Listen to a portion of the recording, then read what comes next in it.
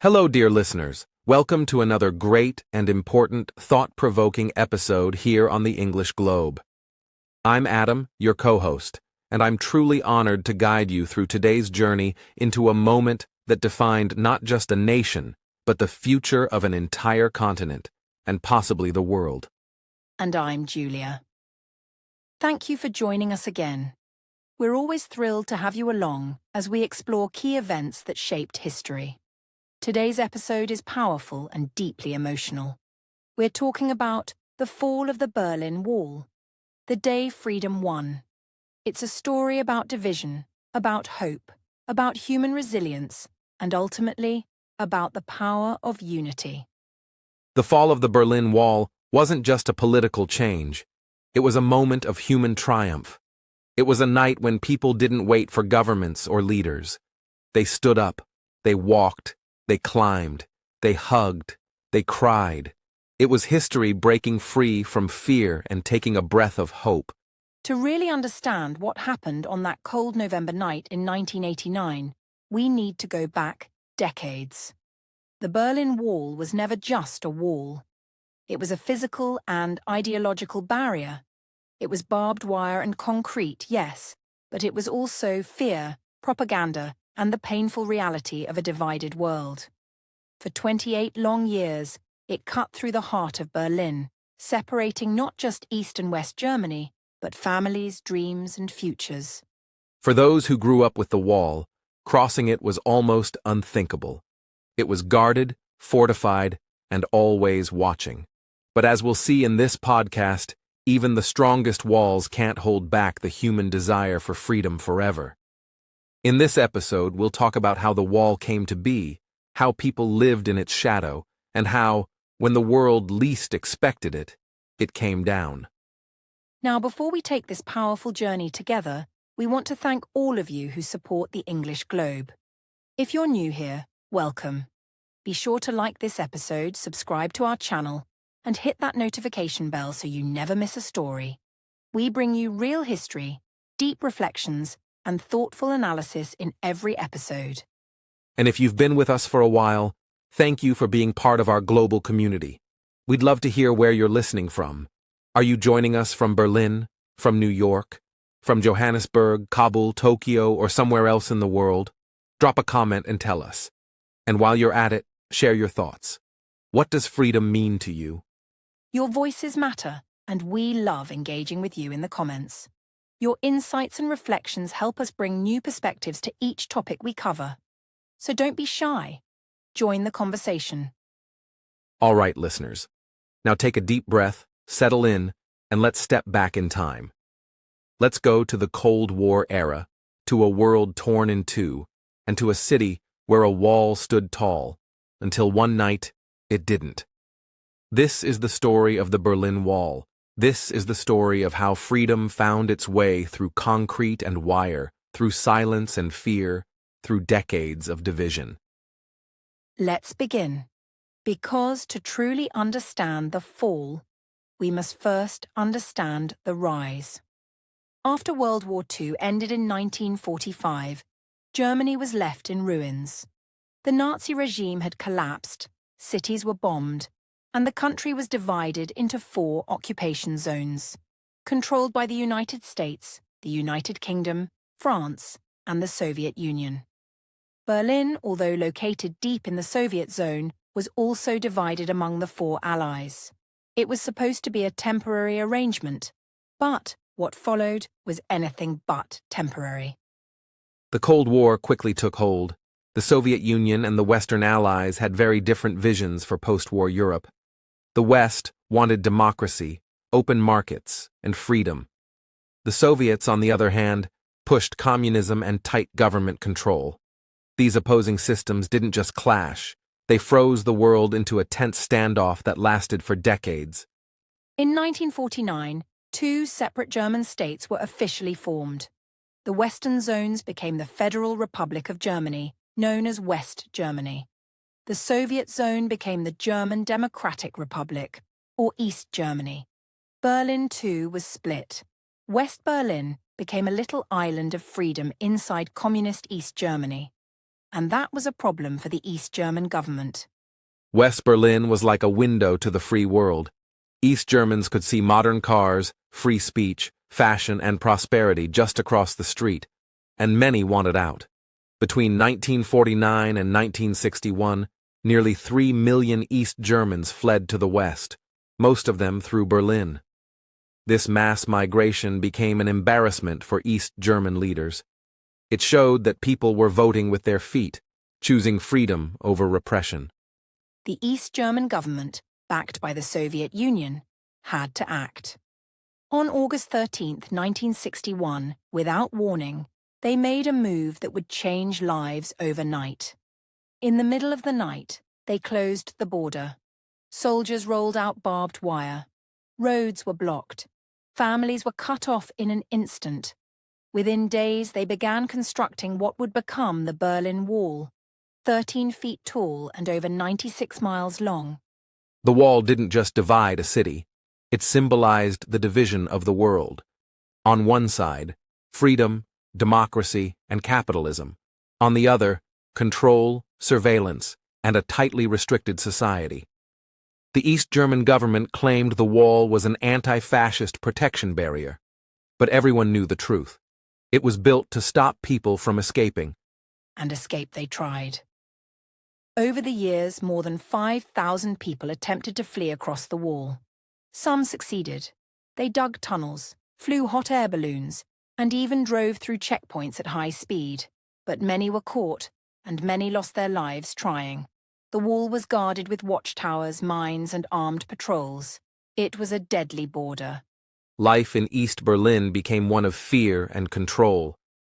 The secret police, known as the Stasi, watched everything. People were afraid to speak freely, even in their own homes. Meanwhile, on the other side of the wall, life moved forward. West Berlin became a vibrant city full of music, art, and opportunity. The contrast couldn't have been more stark. For years, the wall stood as a symbol of hopelessness. It was a reminder that some people lived in freedom, and others didn't. But the seeds of change were growing. Across Eastern Europe, people began to question authority. Protests, reforms, and whispers of revolution started to spread. And while the wall seemed permanent, history had other plans. The Berlin Wall was built in fear, but it couldn't outlast the courage of the people. As we move forward in this podcast, we'll look at how the spirit of resistance grew and how ordinary people, teachers, factory workers, students, came together to challenge an oppressive regime. The fall of the wall didn't begin with politics. It began with people. That's right. It began with courage. In our next section, we'll explore how life unfolded on both sides of the wall and how the human spirit refused to be contained by concrete and wire. Stay with us, dear listeners. The story is only just beginning. Imagine waking up one day and discovering that your city, your neighborhood, even your own family, had been divided overnight. That's what life became for Berliners in 1961. What had been a unified city was now a scarred and broken landscape, with barbed wire and concrete running through its center, and that scar wouldn't fade for nearly 30 years. In East Berlin, life was tightly controlled. The government told you what you could read, what you could watch, and even what you could believe. Travel was forbidden unless authorized. Western books were banned. Political opposition wasn't just discouraged, it was dangerous. The Stasi had eyes and ears everywhere. People were recruited to spy on their neighbors, their co-workers, even their spouses. It created an atmosphere of suspicion and fear. People learned to keep their thoughts to themselves. A careless comment could lead to interrogation or imprisonment. Meanwhile, daily life was marked by shortages of food, of goods, of opportunity. State-run shops offered little variety. Long lines were common, and hope in many cases felt distant. But life in West Berlin was strikingly different. Although it was technically inside East Germany, West Berlin was supported by the Western Allies and became a beacon of freedom. It thrived culturally and economically. Cafes, theatres, universities, and nightclubs filled the city with life. And while the Cold War raged beyond its borders, West Berlin stood as a reminder that another life was possible. And that contrast didn't go unnoticed. From apartment buildings in East Berlin, people could sometimes glimpse the vibrant lights of the West. Families on either side of the wall were separated. Letters were censored, phone calls monitored. Grandparents couldn't visit grandchildren. Brothers couldn't see sisters. It was not just a political division. It was personal and deeply painful. And yet, despite all the hardships, people in East Berlin found ways to survive and even thrive in small, meaningful ways. Underground movements began to form. Churches became places of quiet resistance. Artists used metaphor to speak truth. Students shared banned books in secret. It was dangerous, but it was also powerful. The human spirit, even under pressure, finds ways to shine. In our next section, we'll dive deeper into those stories of courage, the escape attempts, the quiet resistance, and the growing movements that set the stage for something extraordinary. Stay with us. The fall of the Berlin Wall was not sudden. It was the result of many small acts of bravery over many years. Imagine risking your life for a dream. That's what thousands of East Germans did after the Berlin Wall was built. They didn't just want a better life, they wanted freedom. And they were willing to climb, crawl, dig, and even fly to reach it. These were ordinary people, but their actions were extraordinary. They challenged a brutal regime with nothing but courage and a plan. In the early days, before the wall became fully fortified, some people simply ran across. They used fake documents, bribed guards, or sprinted through the checkpoints when no one was looking. But as the wall grew taller and deadlier, these routes closed. That's when escape attempts became more daring and more dangerous. Tunnels were dug beneath the wall. Some were short, others stretched for hundreds of feet. One of the most famous was Tunnel 57, dug in 1964. It started in a basement in West Berlin and ended near an old bakery in the east. It was dark, narrow, and full of danger. But through it, 57 people crawled to freedom. The diggers risked everything. If caught, they would face years in prison, or worse. But they knew what was at stake, the lives and futures of the people they loved. And there were balloon escapes, too. In 1979, two families built a homemade hot air balloon using nylon fabric and a propane burner. On a windy night, they lifted off from East Germany, soaring over the wall and landing safely in the West.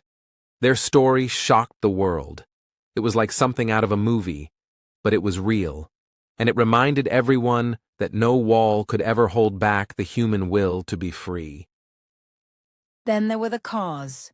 Ingenious East Germans modified their vehicles, adding secret compartments where family members could hide. Some flattened themselves under the seats, others curled into trunks. It was terrifying. Every checkpoint was a gamble. Every engine roar could mean discovery. Yet some made it, waving to freedom with tears streaming down their faces. But not everyone was so lucky. More than 140 people lost their lives trying to escape over the wall. Some were shot by border guards, others drowned in rivers or suffocated in tunnels. Their names are remembered today at memorials across Berlin. These weren't criminals or radicals. They were teachers, students, parents, people who simply wanted to live freely. One of the most heartbreaking stories is that of Peter Fechter.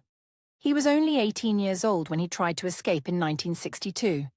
He was shot by East German guards and left to die in the no-man's land between the walls. West Berliners watched helplessly as he cried out for help. No one could reach him. His death became a global symbol of the cruelty of the division. These stories aren't easy to hear, but they are essential. They remind us that freedom is not given, it is fought for. Behind every escape attempt was a powerful message, that even in the darkest times, people will always look for the light. They'll always seek the open road, the open sky, the chance to be themselves. And the more the East German government tried to seal the wall, the more determined people became. Each escape inspired more. Each tragedy sparked outrage. The wall was supposed to be invincible, but every tunnel, every balloon, every whispered plan in a quiet kitchen proved otherwise. It showed that the wall was only as strong as the silence around it. In the next section, we'll explore how that silence began to crack, how the political climate began to change, how reforms in the Soviet Union, resistance movements in Eastern Europe, and protests in the streets of East Berlin all began to gather momentum. The wall was still standing, but its foundation was starting to shake. Stay with us, dear listeners. The story is building, the voices are rising, and the wall's days are numbered.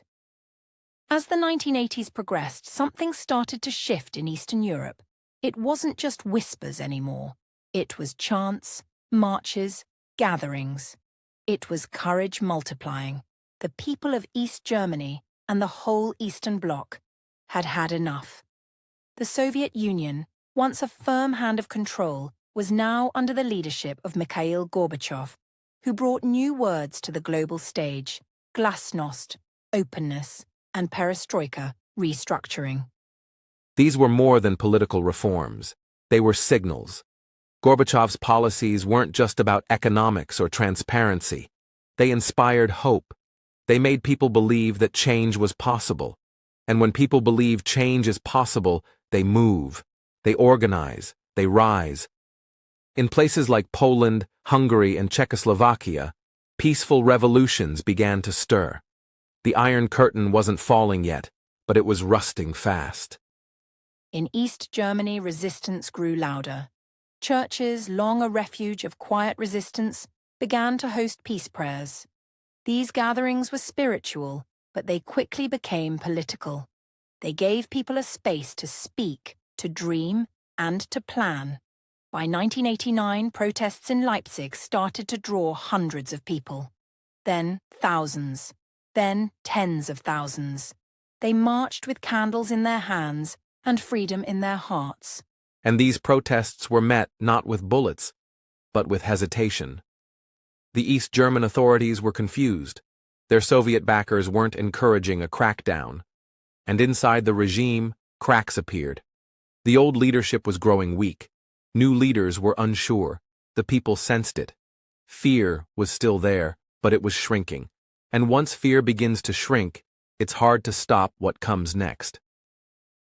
On October 9, 1989, over 70,000 people marched in Leipzig. It was a moment of truth. The police had orders to crush the demonstration. But they didn't. No shots were fired. No one was killed. That night became known as the Monday demonstration, and it was a turning point. Every Monday after, the crowds grew. By the end of the month, over 500,000 people were marching through East German streets. The government couldn't hide it. State television tried to ignore the protests, but the people knew. The streets spoke louder than the screens. Citizens demanded reform, free elections, the right to travel. The pressure was unstoppable. In early November, more protests erupted. Berlin, Dresden, everywhere. The whole country felt like it was vibrating with anticipation. Something big was coming. At the same time, other Eastern Bloc countries were opening their borders. Hungary dismantled its border fence with Austria, allowing East Germans to escape through a back door. Thousands took the opportunity. They packed their bags, kissed their families goodbye, and drove toward freedom. This added more fuel to the fire. The East German government was losing control not just of its people, but of its narrative. Meanwhile, West Germany watched closely. Chancellor Helmut Kohl remained cautious but hopeful. Western media covered the demonstrations in detail. And across the globe, the world waited. Would the East German regime collapse? Would there be violence? Would the Cold War thaw or explode? In the heart of this storm stood ordinary people. Teachers, students, doctors, factory workers. They didn't carry weapons, they carried signs. They sang songs. They demanded dignity. Their voices, strong, peaceful, persistent, echoed through the concrete corridors of power. And the regime, now terrified of its own people, started to stumble. On November 6, 1989, the East German government drafted new travel regulations. They were supposed to calm the public, offering some flexibility. But instead, they caused confusion. On November 9th, a government spokesperson named Günter Schabowski mistakenly announced at a press conference that the new rules allowed travel to the West immediately. The world held its breath.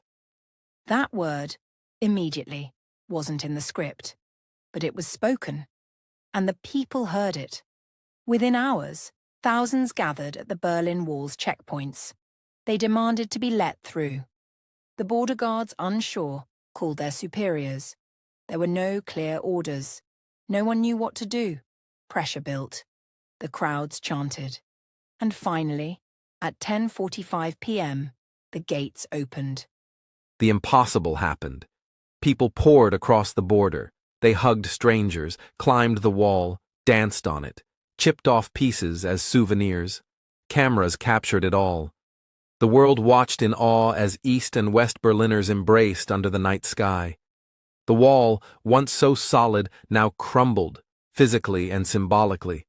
It was not a carefully planned act. It wasn't a declaration by leaders. It was a moment made by people, by their voices, their persistence, their belief that things could change. The winds of change had turned into a storm of liberation, and the Cold War had just taken its most human turn. The fall of the Berlin Wall wasn't the end of the journey, but it was a beginning, a breathtaking, unbelievable, and very real beginning. In the next section, we'll relive that unforgettable night in greater detail, the night when freedom didn't wait for permission, the night when Berlin became one city again. Stay tuned. What happened next was emotional, chaotic, historic, and absolutely unforgettable. November 9th, 1989, a cold Thursday evening in Berlin. The air was still, but thick with tension. No one knew what was about to happen. Not the government, not the border guards, not even the citizens themselves. Yet by the end of the night, the Berlin Wall, that grim symbol of division, would become nothing more than stone and dust beneath the boots of joyful crowds.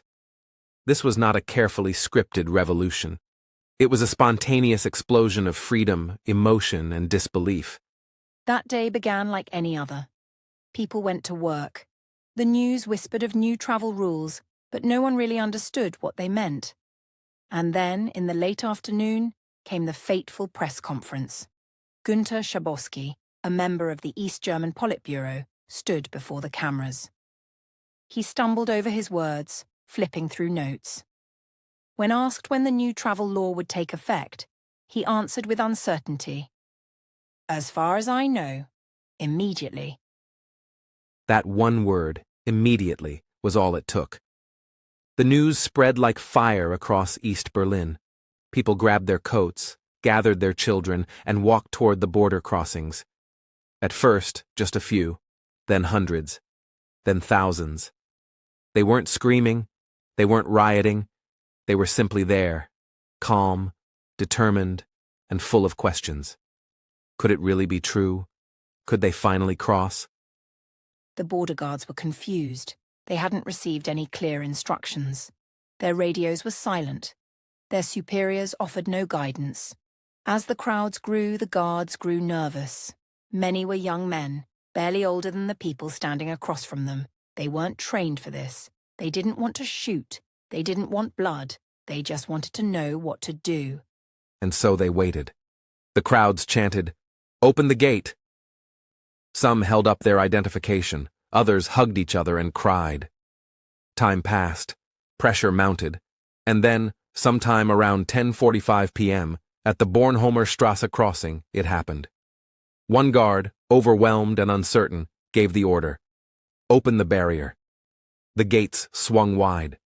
What followed was pure emotion. A tidal wave of people surged across the border. Families reunited. Friends who hadn't seen each other in decades embraced. Tears flowed freely.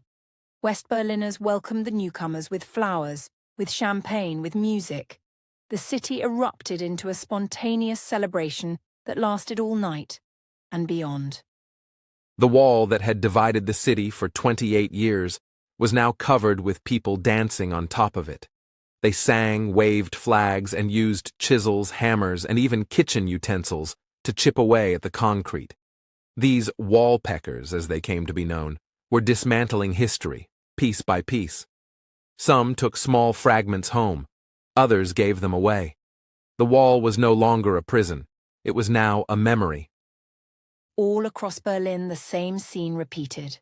At Checkpoint Charlie, at the Brandenburg Gate, at every crossing, the impossible was happening.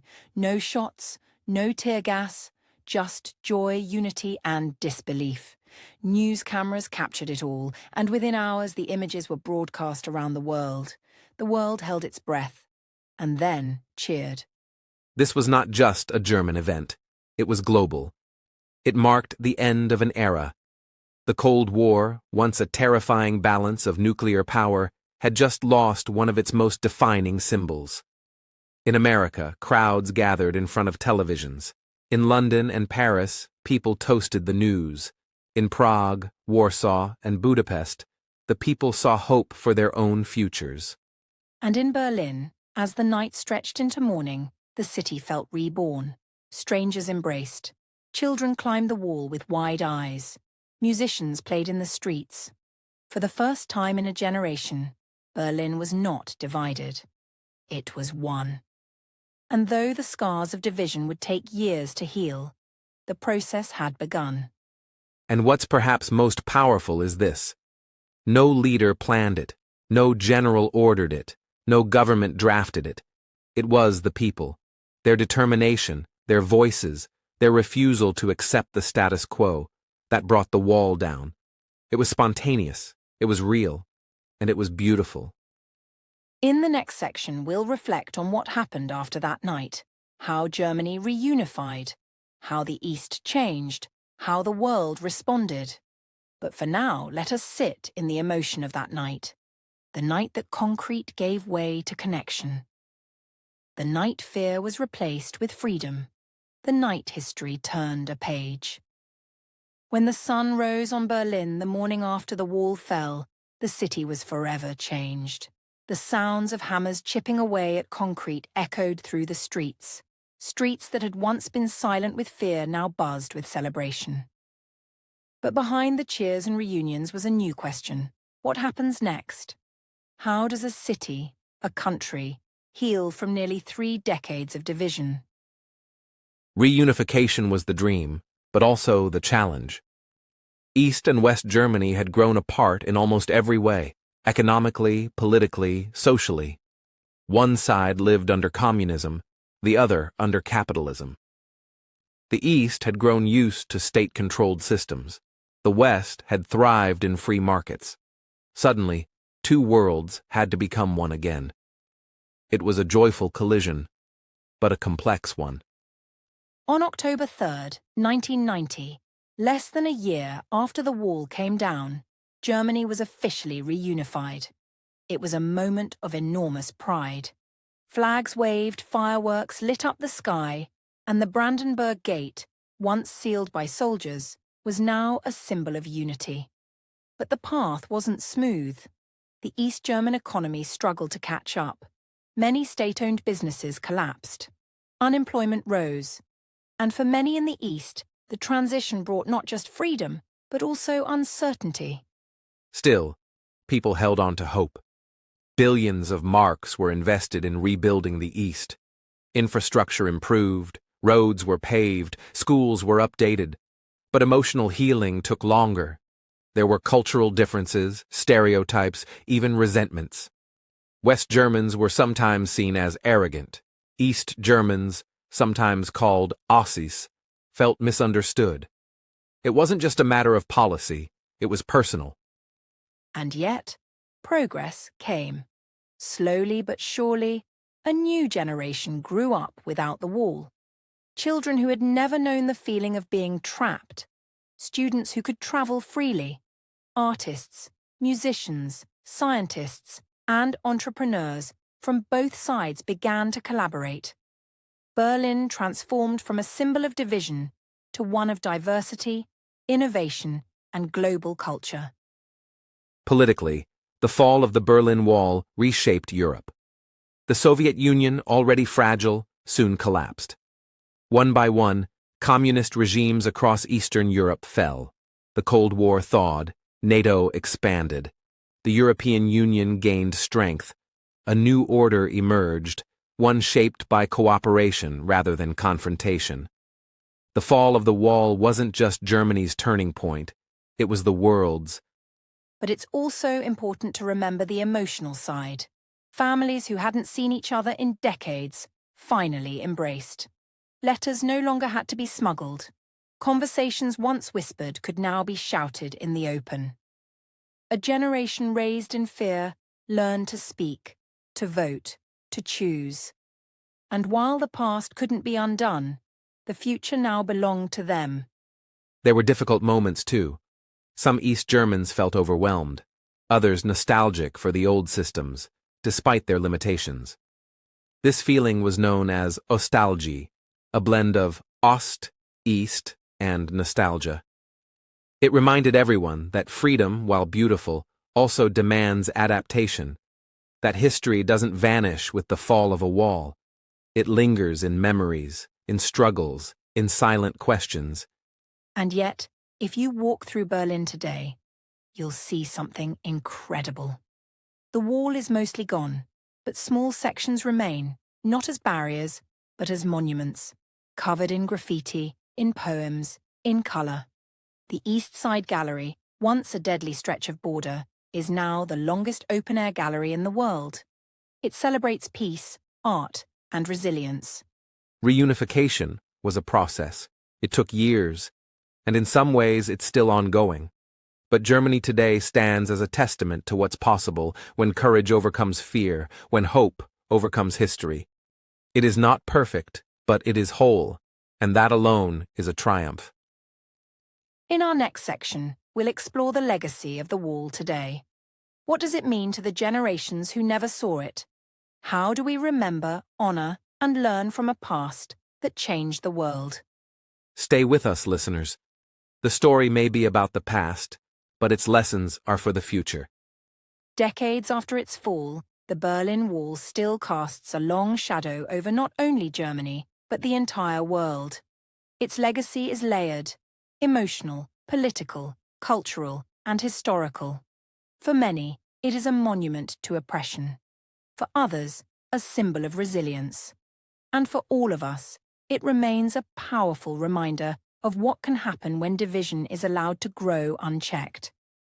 Though the wall itself is mostly gone, it continues to shape minds, policies, and identities in ways both visible and invisible. In Berlin today, you can walk the city streets and still trace the path where the wall once stood. A line of cobblestones winds its way through sidewalks, plazas, and avenues. A quiet but persistent ghost of a divided past. And if you stop to look around, you'll find places where the wall has been preserved, pieces towering over tourists, now layered in spray-painted messages, political art, and symbols of peace. These remnants, once brutal and feared, have transformed into sites of memory and meaning. One of the most striking of these is the East Side Gallery. Once part of the so-called Death Strip, it's now a vibrant kilometre-long stretch of murals painted by artists from around the world. Each piece speaks a different truth.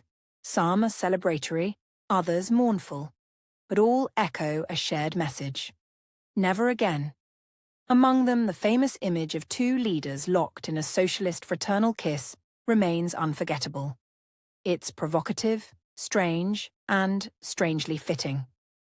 Because the wall wasn't just about physical boundaries, it was about contradictions, absurdities, and the deep complexities of power. And that's what makes the Berlin Wall more than a chapter in a textbook. It's a living lesson, a warning, a call to vigilance. Every year, thousands of students visit memorials like the Berlin Wall Memorial at Bernauer Strasse. They walk the grounds where watchtowers once loomed. They read about Peter Fechter, the teenager left to bleed to death in no man's land. They listen to the stories of families torn apart, lives lost, and dreams buried under concrete. These visits are not just educational, they're emotional awakenings. But the legacy isn't limited to Berlin. It reaches across oceans.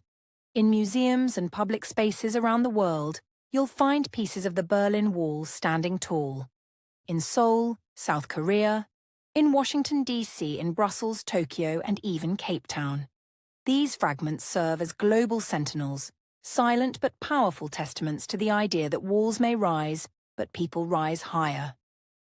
Still, the wall's legacy is also personal, especially for those who lived on either side of it. Many East Germans remember a time of fear, of censorship, of limited opportunity. But they also remember community, simplicity, and perseverance. And in the years following reunification, they faced new challenges: unemployment, identity crises, and the feeling of being strangers in their own country. West Germans, too, had to adapt, to make room, to understand, to bridge cultural gaps. Reunification was not just legal or political, it was deeply human. This emotional complexity led to a term, Ostalgie, a combination of Ost, East, and Nostalgie, nostalgia. It describes the longing some East Germans feel for the culture and routines of the former GDR. Not necessarily the politics, but the familiarity, the food, the jokes, the shared experiences. It's a reminder that history is never black and white. It lives in shades of memory, emotion, and identity. And what of the younger generations? Those born after 1989 have no direct memory of the wall. They've grown up in a unified Germany, in a European Union where travel and trade are seamless, and borders are often invisible. Yet they carry the legacy forward in new ways. In classrooms, in literature, in film, in discussions about democracy, freedom, and the dangers of division. They ask tough questions. They challenge narratives. They honor history by engaging with it. That's why storytelling matters. That's why podcasts like this exist. Because remembering is not about staying stuck in the past. It's about understanding it, learning from it, and shaping a better future. The Berlin Wall may have fallen in 1989, but walls still rise around us today. Some are built of bricks, others of policy, others still of prejudice, misinformation, or fear. The lesson of Berlin is that no wall, no matter how high, can stand forever against the will of a united people. And yet, we must be vigilant. Division can creep in slowly, through fear, through isolation, through the erosion of civil liberties. That's why the legacy of the wall is more relevant than ever. It asks us to choose dialogue over silence, connection over control, courage over comfort. It asks us to remember not just how the wall fell, but why it fell, because people believed in something better and were brave enough to act. Around the world, there are movements today that echo the spirit of 1989. In places where voices are silenced, people still march. In places where walls rise, hope still climbs. The fall of the Berlin Wall is a beacon, a moment in history that proves change is possible. That people, even under the tightest grip, will always look to the horizon. In Germany, each year on November 9th, the fall of the wall is remembered. Ceremonies are held, candles are lit, moments of silence are observed, not to dwell on pain, but to honor strength, to celebrate unity, to remind the world that the strongest borders are those we dismantle with understanding.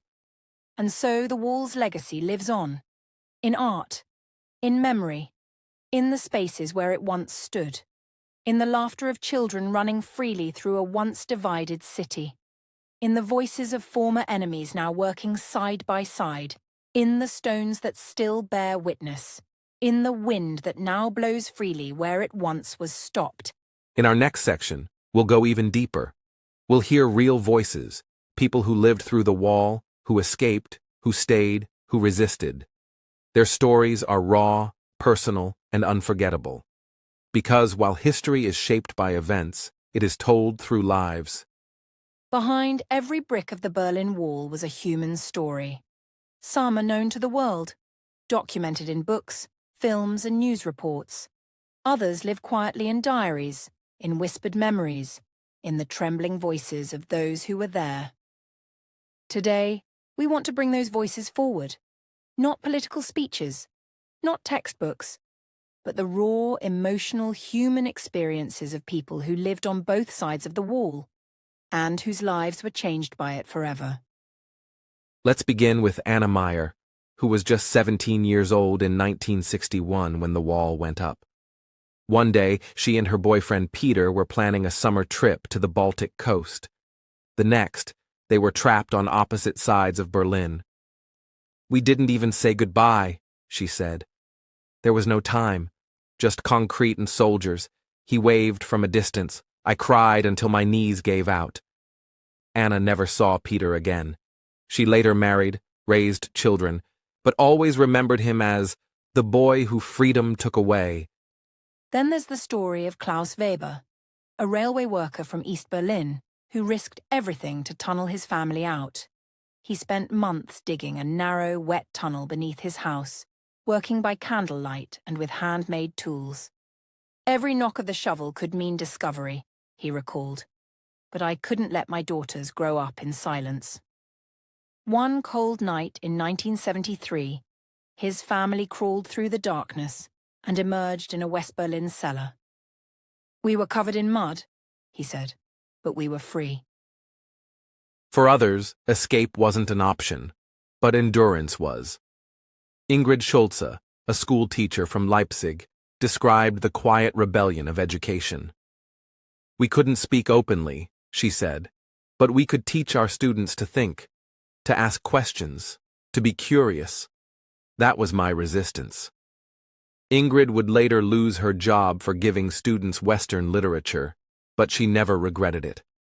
"Knowledge," she said, "was our way through the wall." And then there are the guards, the men who stood at the wall, rifles in hand, torn between duty and conscience. One former border guard, who asked to remain anonymous, shared a haunting memory. "We were told to shoot.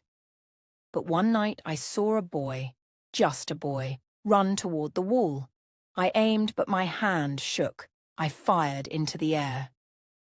That boy escaped. The guard never reported it. I still see his face," he said. "That was the day I stopped being a soldier and started being a human again." From the West, too, stories emerge, of those who tried to reach across the divide. Thomas Berger, a West Berlin journalist, remembered tossing balloons with messages of hope over the wall. Sometimes they floated. Sometimes they got caught in barbed wire, but I always hoped someone would read them. His words were simple.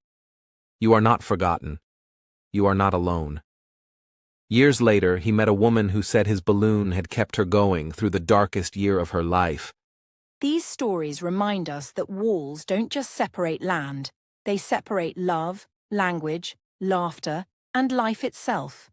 But even in separation, humanity finds a way to connect. Letters were smuggled. Radio signals whispered truth. Songs traveled. Hope endured. One of the most touching stories we came across was from a little girl named Erica, who was just 6 when the wall fell. Her parents lifted her onto the wall as people danced around her. "I thought it was a birthday party," she laughed. "Everyone was happy. I got a flower from a stranger." Today, Erica is a history teacher. She tells her students, "I stood on the wall, and I didn't even know what it meant, but now I do. It meant everything." And that's what makes these voices so important. They bring us closer to the truth, not through facts and figures, but through feelings. Through the tremble in a voice, the tear in an eye, the crack in a smile, they teach us that history is not just written, it is lived. As we continued exploring the echoes of the Berlin Wall's fall, something became increasingly clear. While the physical wall that divided Berlin is long gone, the idea of separation still shapes the lives of millions around the globe. The Cold War ended, but new forms of division have taken its place. In countries near and far, we see fresh lines being drawn, walls made not only of stone or steel, but of policy, poverty, and perception. Think about the US-Mexico border wall. Think of the militarized boundaries between North and South Korea, or the security fences between Israel and Palestine. These are not abstract ideas. These are daily realities for people who wake up, go to sleep, and try to build a life under the shadow of separation. Just like East and West Berliners once did, they face the constant question, will we ever live without barriers? And let's be honest, the divisions aren't only physical. We live in a time of digital walls too. Social media, which promised global connection, now often traps us in bubbles. Algorithms feed us only what we already believe. Online communities become echo chambers, and soon we find ourselves disconnected from anyone who thinks differently. It's as if invisible walls rise between us, blocking not just people but perspectives. The Berlin Wall teaches us that these modern walls, though less visible, are just as real. When we stop listening to one another, when we treat strangers as threats, when we prioritize security over solidarity, we repeat history's mistakes. The lessons from Berlin urge us not to wait until the wall is built. They tell us to speak up when the first stone is laid, to ask questions, to open dialogue, to remember that silence can be as dangerous as suppression. It's also worth thinking about the economic divides that function like walls. In many societies, the gap between the rich and the poor has widened into a chasm. Entire communities remain trapped by systems that limit education, healthcare, and opportunity. It may not look like a checkpoint or a barbed wire fence, but when you can't access a better future, you're still on the wrong side of a barrier. And in places affected by war and displacement, new walls emerge every day. Refugees fleeing violence often encounter closed borders, hostile governments, and suspicious societies. We see it from Syria to Sudan, from Ukraine to Venezuela. These are people not unlike those who once climbed the Berlin Wall in desperation. They are families, parents, children. They want what everyone wants: safety, dignity, freedom. So, how do we respond? How do we take the history of Berlin and apply it to the present? We begin by recognizing the humanity on the other side of the wall. Just like West Berliners once shouted across to the East, just like East Germans once dreamed of a wider world, we must speak across today's divides. We must see others not as enemies, but as mirrors, not as problems, but as people. There's an old saying, history doesn't repeat, but it often rhymes. And indeed, the events of our time often echo the tensions of the Cold War era. Distrust between nations, the rise of authoritarianism, surveillance, disinformation, walls, both literal and symbolic. But what the Berlin story gives us is hope. Hope that people will rise, that courage will spread, that dialogue will win over division. And we're already seeing it happen.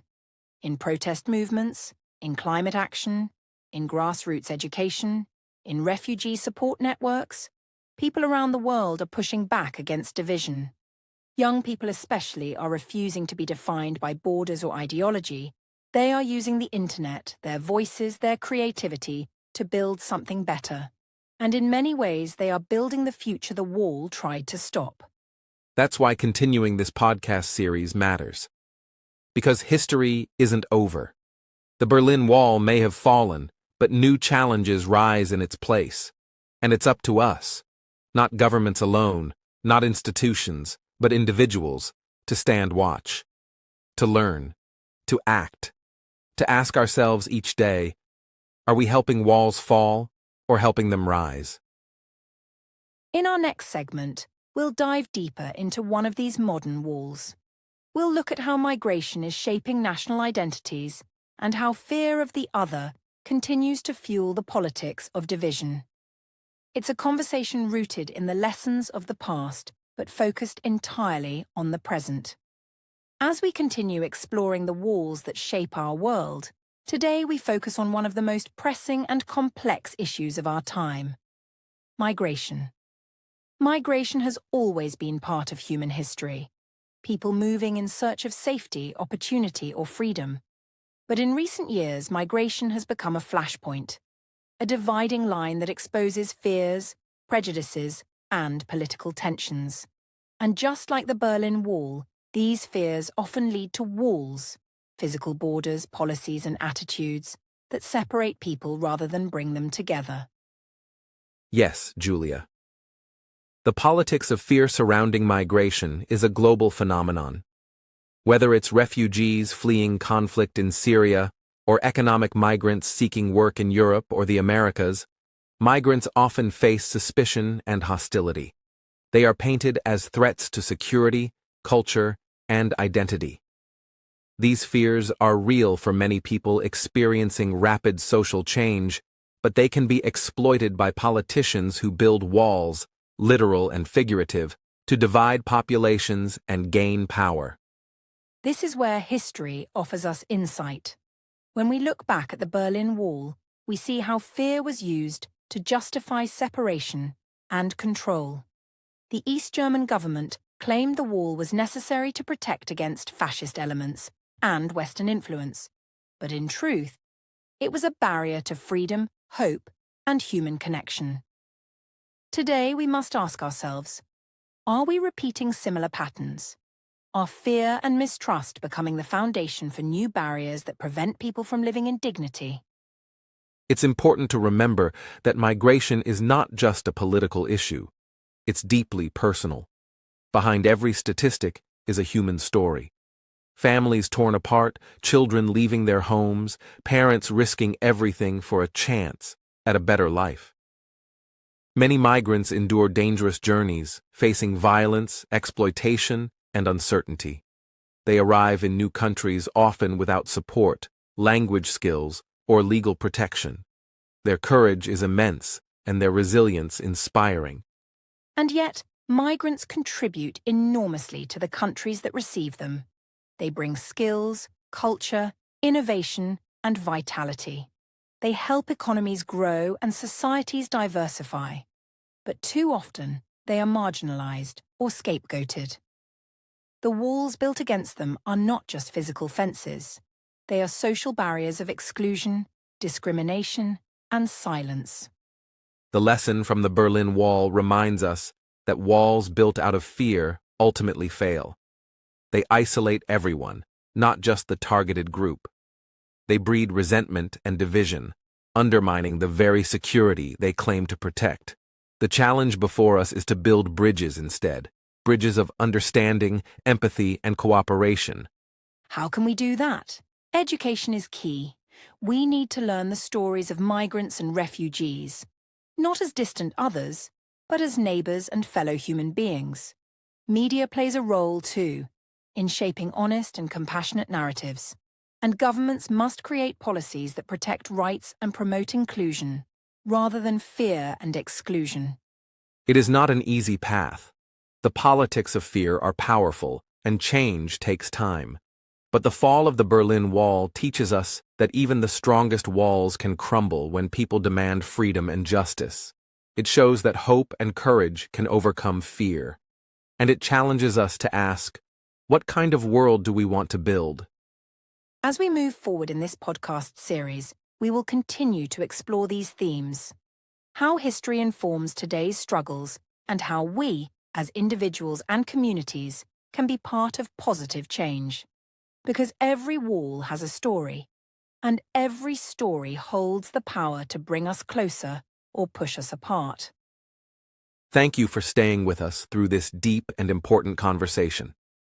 In our next section, we'll explore the role of art and activism in breaking down walls, how creativity becomes a form of resistance and a language of hope.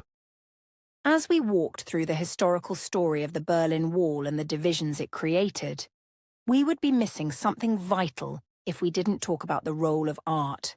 Because even in the darkest, most silent places, where voices were censored and truth was hidden, creativity always found a way to speak. Along the western side of the Berlin Wall, long before it fell, people painted, scribbled, sang and created. And those acts of art became powerful tools of resistance, protest, and hope. Yes, Julia. The Berlin Wall was not just a political structure, it became a global canvas.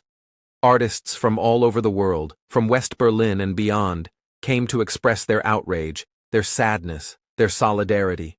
They painted slogans, cartoons, portraits, poems. Each piece of graffiti turned cold concrete into a living message. One of the most iconic pieces was the painting of a kiss between two communist leaders, Brezhnev and Honecker, meant to satirize blind loyalty and mock the system that kept people imprisoned. On the East German side of the wall, there was silence, because people weren't even allowed near it. The wall was heavily guarded, and artistic expression was almost impossible. But that didn't stop East Germans from resisting through underground, secret exhibitions, banned literature, hidden recordings, illegal performances. These were the tools of rebellion.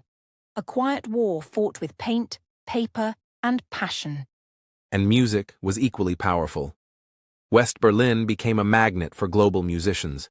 From punk rock to protest songs, artists used music to amplify the call for freedom. David Bowie, for example, performed near the wall in 1987. His song Heroes, about two lovers divided by a wall, became an anthem.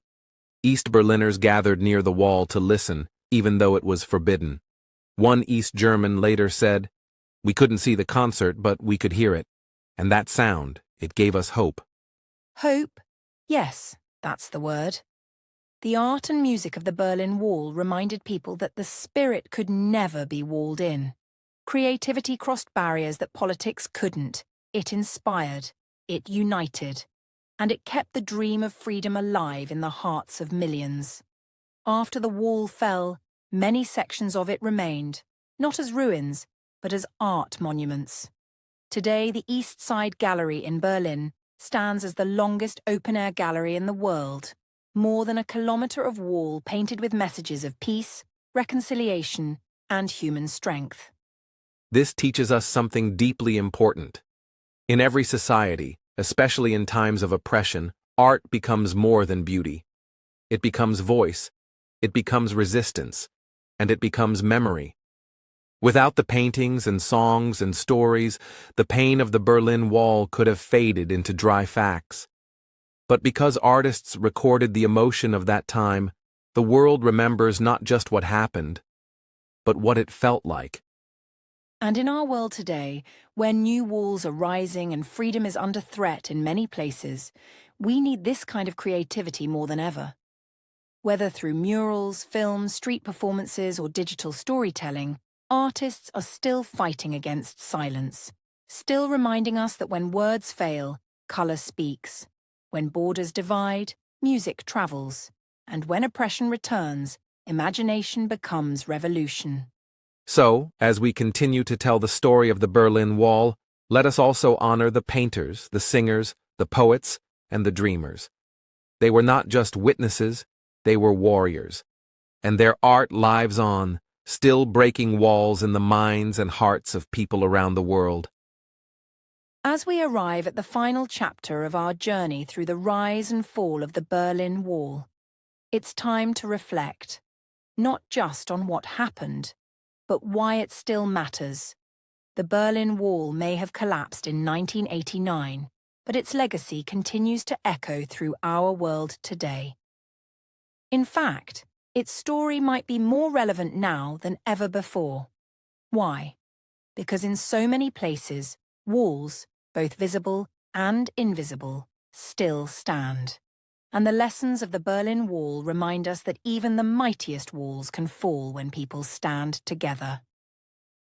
Let's begin with the obvious truth. The Berlin Wall didn't just divide a city. It divided a people, a nation, a world. It was more than barbed wire and concrete. It was fear, silence, and control.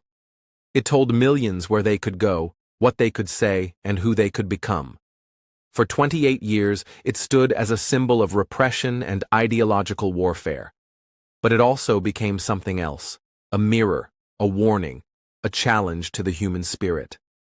When it finally came down, it wasn't the result of bombs or violence, but of voices, candles, prayers, and courage. This is one of the most powerful lessons we can take, that the power of people is greater than the power of any government or system. The wall fell not because a politician signed a paper, but because thousands of ordinary citizens, young and old, believed in something better. They didn't wait for permission to want freedom. They didn't wait for perfect conditions to protest. They marched anyway. They sang anyway. They stood shoulder to shoulder in Leipzig, in Dresden, in East Berlin, despite the risk. That spirit, that peaceful persistence, is what truly brought the wall down. It's easy to look at history and think of it as a finished story. But the truth is, history is alive. It moves through us, shapes our choices, and whispers through our societies. The Berlin Wall is a reminder of how division can creep in slowly. It starts with us and them. It grows with propaganda, mistrust, censorship, and fear. And then, without realizing it, we wake up surrounded by barriers, emotional, political, physical. The wall teaches us to be vigilant, not just of others, but of ourselves. To ask, are we building bridges, or are we building walls? This story also teaches us about hope. The kind of hope that doesn't give up, even when everything seems frozen. Imagine growing up on the eastern side of the wall, dreaming of a world you could see on TV, but could never touch. Imagine knowing your cousins were only a few kilometers away, but might as well have been on another planet. And still people believed. They tuned into forbidden radio broadcasts. They passed messages. They carved tunnels. They lit candles. They taught their children to dream. That quiet resistance, layered in patience, courage, and imagination, was a revolution in itself. And we must also speak about healing. When the wall came down, it wasn't the end of the story. It was the beginning of another hard journey, one of reunification, of learning to live together again after so much time apart. West Germany and East Germany were not the same. Economically, culturally, socially, they had drifted in different directions. And coming back together required more than policy. It required empathy. It required forgiveness. And even now, decades later, that process continues. The wall came down in 1989, but healing takes a lifetime. In our world today, we still see divisions, political lines, economic gaps, racial tensions, nationalist movements, immigration crises. These are modern walls. They may not be made of concrete, but they keep people apart just the same. And that's why remembering the Berlin Wall matters, because it tells us what happens when we let fear win. But it also tells us what's possible when we choose unity. The fall of the wall shows us that peace is not weakness, that dignity is not negotiable, and that no wall, no matter how tall, can stand forever against the force of freedom. You know, I think about the children born today, 2025. They'll never see the wall. They'll only read about it. And maybe one day they'll ask, why would anyone build such a thing? And we'll have to answer honestly. Because people were afraid. Because leaders made choices that hurt more than they helped. But then we can add, and people made it fall. People just like you. That's the legacy we want to leave behind. That walls are not destiny. That history bends not by accident, but by the choices we make. So we ask you, dear listeners, wherever you are in the world, look around. What walls do you see? Not just in cities, but in communities, in classrooms, online, in your own heart. Are there people you avoid? Ideas you shut out? Truths you're afraid to face? These are the modern walls we must all confront. And just like in Berlin, it starts with one person standing up and saying, enough. It starts with one conversation, one act of kindness, one choice to listen, to learn, to connect.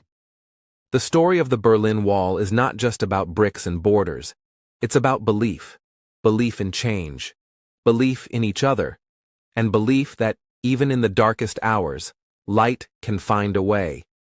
It's a reminder that history doesn't just happen to us, we shape it, one moment at a time, and each of us, in our own lives, holds a piece of that power.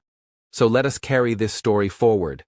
Let us honor those who suffered and those who stood tall, and let us promise no more walls, not here, not now, not ever again. Thank you, dear listeners, for joining us for this powerful and emotional journey. We hope this podcast touched your heart, challenged your thinking, and inspired your voice. If it did, please support the English Globe by liking this episode, subscribing to our channel, and sharing your thoughts in the comments. Tell us, what does freedom mean to you? What lessons did you take from the fall of the Berlin Wall? Where are you listening from today?